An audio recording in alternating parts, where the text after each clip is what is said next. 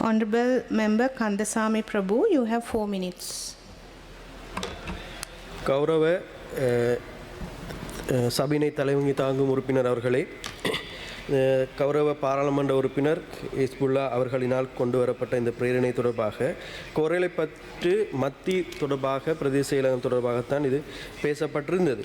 மட்டக்களப்பு மாவட்டத்தில் 14 பிரதேச செயலகம் காணப்படுகின்றது. அதில் 2002ஆம் ஆண்டு இந்த 2 கோரளைப்பற்று மத்தி மற்றும் கோரளைப்பற்று தெற்கு கிரான் பிரதேச செயலகத்தை உட்பட்டதான இந்த 2 பிரதேச செயலகங்கள் புதிதாக உருவாக்கப்பட்டிருந்தது. அது பன்னம்பல தலைமையிலான அந்த குழுவின் பரிந்துரைக்கு அமைய இந்த விடயம் இடம்பெற்றிருந்ததை நான் இந்நேரத்தில் சுட்டிக்காட்ட விரும்புகின்றேன். அந்த காலகட்டத்திலே உங்களுக்கு தெரியும், மட்டக்களப்பு மாவட்டம் என்பது 2 இனங்கள் ஒரு மொழி பேசுகின்ற மக்கள் வாழுகின்ற ஒரு பிரதேசமாக இருக்கின்றது. எங்களுக்கு இந்த பிரதேசங்களிலே நாங்கள் இன ஐக்கியத்தோடையும் அதே நேரம் சாந்தியும் சமாதானத்தோடையும் நாங்கள் பயணிக்க வேண்டிய தேவை இருக்கின்றது. கடந்த காலங்களில் ஆட்சி செய்த ஆட்சியாளர்கள் இன ரீதியான சில விடயங்களை மேற்கொண்டதன் காரணமாக இந்த நாடு ஒரு யுத்தமான அல்லது அசௌகரியமான ஒரு நிலைமைக்கு தள்ளப்பட்டிருந்ததை நாங்கள் அறிவோம். அதனை போன்று யுத்த சூழ்நிலை இடம்பெற்று நாங்கள் மிக அதிக காலங்கள் அதிலே செலவழித்திருந்தோம்.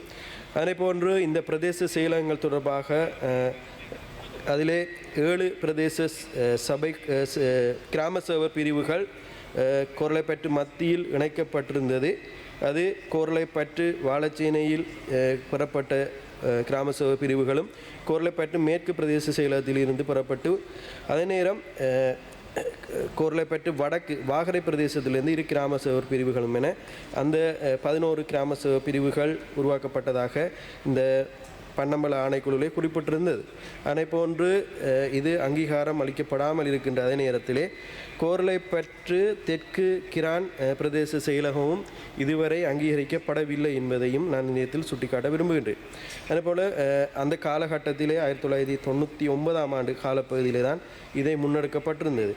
அதன்போல் 2001ஆம் ஆண்டு காலப்பகுதியில் இது மீண்டும் உருவாக்கப்பட வேண்டும் என கோஷங்கள் எழுப்பப்பட்டு இருந்தது.